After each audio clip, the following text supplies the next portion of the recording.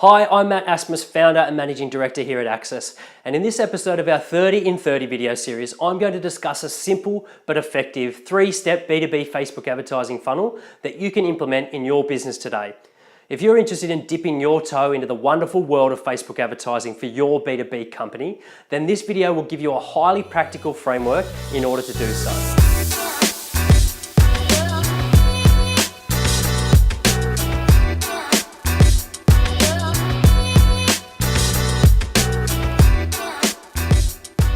Before we dive right into discussing the funnel you can see on my left here, this video is a direct follow-on from a previous 30 in 30 in which I attempted to debunk the myth that social media advertising does not work for B2B. So if you're thinking that to yourself right now, be sure to check out that vid as well, which I will link up in the post that goes along with this video.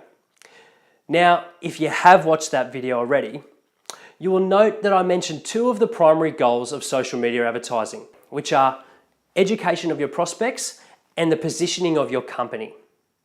This simple but effective funnel attempts to tick those boxes whilst ultimately driving quality B2B leads.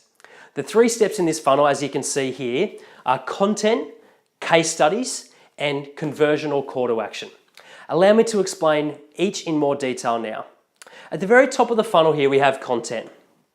So this is high quality content that your company has produced, developed specifically for one of your ideal buyer personas to hit one of their potential pain points. Now this pain point should have direct alignment with the problem that your company solves.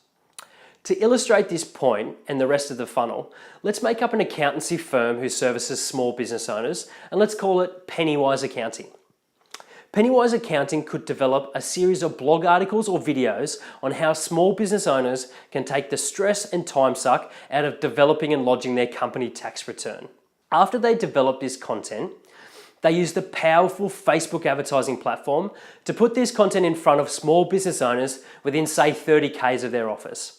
Now, how exactly to do this is beyond the scope of this video, but rest assured, as we will be discussing targeting techniques through the Facebook platform in upcoming 30 in 30 videos. Whilst this content might sound boring to many, the business owner who is struggling with their tax at that point in time is highly likely to engage with this specific, relevant, helpful, and timely content.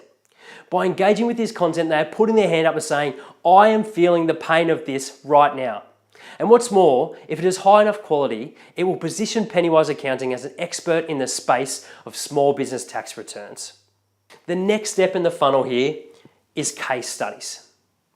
The Facebook advertising platform allows you to retarget people who visit specific pages on your website with specific pieces of advertising. So in step 2 of the funnel, you retarget anybody who engages with your top of the funnel content with a highly impressive and relevant case study. This case study should be informative to the reader through being relevant to the pain points that they would like to address. But it should also serve to cement your company's position as an expert in that field. For Pennywise Accounting, in step 2 of the funnel, they use Facebook to retarget the small business owners who engage with their small business tax return series at the top of the funnel. They would do so by promoting a highly impressive and relevant case study. Say, how John Smith's small business saved 6 figures on their annual tax bill through Pennywise Accounting. Now, whoever is engaged with that case study has now read a piece of fantastic content from Pennywise and has also been shown that Pennywise can solve the problem that they have, in this case, tax return issues. Which leads us to step 3 of the funnel, which is a conversion or a call to action. Conversion or call to action means it's time to go in for the kill. It means actually asking for someone's contact information or inquiry.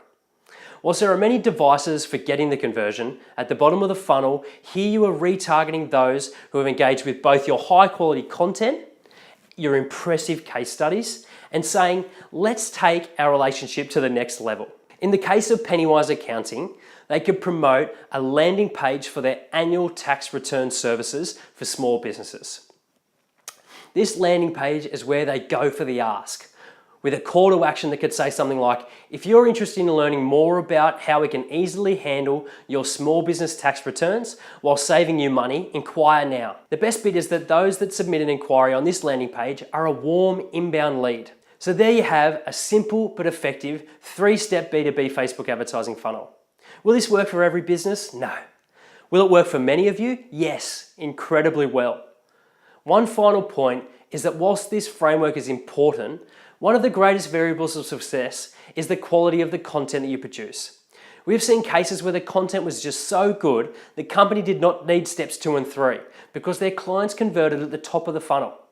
On the other side of the coin, your ideal clients might take a lot more warming up with more content and touch points at the top of the funnel. So invest heavily in fantastic quality content to promote. In other words, don't pay to promote shit content. If you're interested in learning more about this topic, including some of the videos and resources that I spoke about in this video, then click the link in this post.